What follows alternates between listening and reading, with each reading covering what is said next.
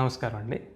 ఇప్పుడు మనం పిల్లల్లో తరచుగా వచ్చే జలుబు దగ్గు గురించి మాట్లాడుకుందాం. పిల్లల్లో వచ్చే జలుబు దగ్గు గురించి చాలామంది తల్లిదండ్రులు కంగారు పడుతూ ఉంటారు. సో ఈ జలుబు దగ్గు ఎందువల్ల వస్తుంది, దీని కారణాలు ఏంటి, మనం దీన్ని ఎట్లా ట్రీట్ చేయొచ్చు, వీటి గురించి మనం మాట్లాడుకుందాం. సాధారణంగా పిల్లల్లో వచ్చే జలుబు దగ్గు ముఖ్యంగా 2 కారణాలు. ఒకటి ఇన్ఫెక్షన్స్, రెండోది ఎలర్జీస్. ఇప్పుడు ఇన్ఫెక్షన్స్ సంగతికి వస్తే సాధారణంగా పిల్లలు చైల్డ్ కేర్ అంటే స్కూల్ లేదా నర్సరీ మొదలుపెట్టిన 1-2 సంవత్సరాల మనం ఎక్కువగా చూస్తూ ఉంటాం. ఇది జలుబు దగ్గు ఉన్న వేరే పిల్లల నుండి వీళ్ళకి వైరసెస్ సోకడం వల్ల వీళ్ళకి కూడా జలుబు దగ్గు వస్తూ ఉంటుంది. ఇంట్లో ఒక చైల్డ్కి ఈ వైరల్ ఇన్ఫెక్షన్ వస్తే మిగతా పిల్లలకి పెద్దలకు కూడా ఈ ఇన్ఫెక్షన్ సోకే ప్రమాదం ఉంది.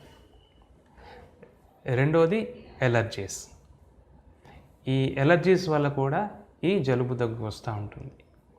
ఎలర్జీస్ విషయానికి వస్తే ముఖ్యంగా మనం చూసేది డస్ట్ మైట్స్, అంటే ఈ ఇంట్లో మనకి ఈ దుప్పట్లోను, తలగడల్లోనూ, కార్పెట్స్లోనూ ఉండే సూక్ష్మ క్రిములు. ఇవి కాకుండా పోలెన్, పుప్పొడి, బొద్దింకలు, కుక్కలు, పిల్లులు మొదలైన ఎలర్జీస్ వల్ల కూడా ఈ జలుబు దగ్గు వస్తూ ఉంటుంది. సో అయితే ఈ రెండిటికి మధ్య మనకి తేడా ఎలా తెలుసుకోవడం అంటే, సాధారణంగా జలుబు దగ్గుతో పాటు జ్వరం ఉంటే అది ఇన్ఫెక్షన్ వల్ల అని మనం తెలుసుకోవచ్చు. అట్లాగే ఒక వారం కంటే ఎక్కువ రోజులున్నా, లేదా ఈ జలుబు దగ్గుతో పాటు తుమ్ములు, కళ్ళు, ముక్కు దురదలు పెడుతున్నా, లేదా దగ్గుతో పాటు ఆయాసం, పిల్లి కూతలు ఇట్లాంటి సూచనలు ఉన్నా మనం ఎలర్జీ ఉందని అనుమానపడవచ్చు. ఈ ఎలర్జీ ఉందని ఎప్పుడైతే మనం సస్పెక్ట్ చేస్తామో మీ డాక్టర్ దగ్గరికి వెళ్ళడం వల్ల, ఎలర్జీ టెస్ట్ చేయడం వల్ల మనం ఈ ఎలర్జీ వల్ల వస్తుందా, ఈ ఇన్ఫెక్షన్స్ వల్ల వస్తుందా మనం నిర్ధారణ చేసుకోవచ్చు. ఈ ఎలర్జీ టెస్ట్ 2 రకాలే. ఒకటి బ్లడ్ టెస్ట్, రెండోది స్కిన్ ప్రిక్ టెస్ట్. ఇప్పుడు ఈ తరచుగా వచ్చే జలుబు దగ్గుని ఎలా ట్రీట్ చేయాలి?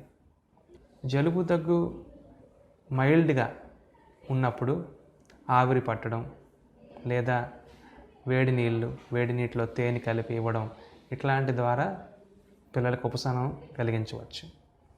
ఈ జలుబు దగ్గు వల్ల పిల్లలకి ఎక్కువగా ఇబ్బంది కలిగితే మాత్రమే, అంటే ఊపిరి తీసుకోవడంలో కష్టం ఉన్నా, నిద్రపోవడంలో కష్టం ఉన్నా మాత్రమే మనం ఈ జలుబు దగ్గుకి మెడిసిన్స్ వాడాలి.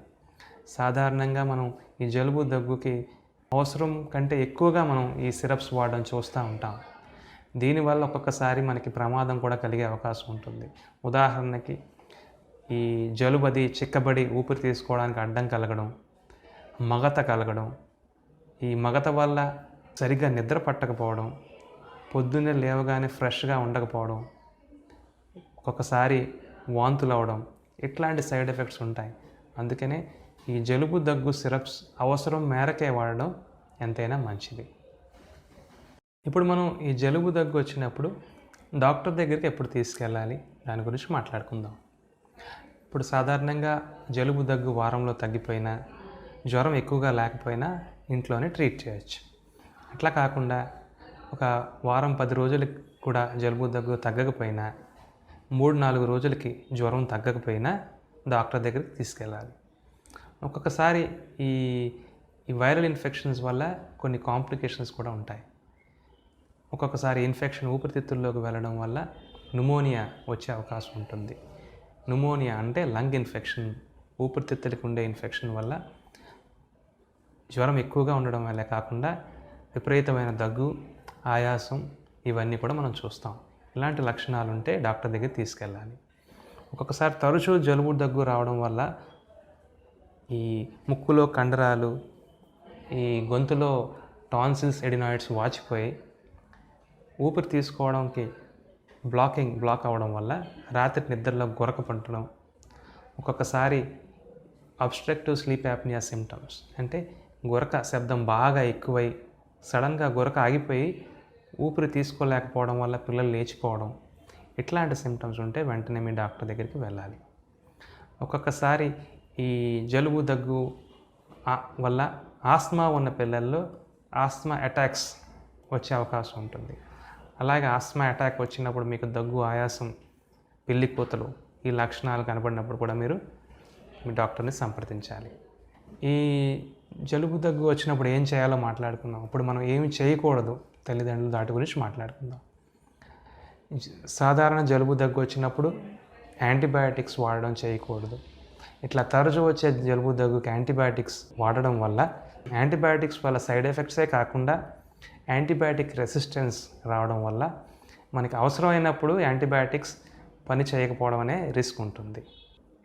ఈ జలుబు దగ్గు ఉన్నప్పుడు పిల్లల్ని స్కూల్ పంపడం వల్ల మీ పిల్లలకి ఇబ్బందే కాకుండా మిగతా పిల్లలకు కూడా ఈ ఇన్ఫెక్షన్స్ సోకడం వల్ల స్కూల్లో పిల్లలకు కూడా ఈ వైరల్ ఇన్ఫెక్షన్స్ వచ్చే అవకాశం ఉంటుంది.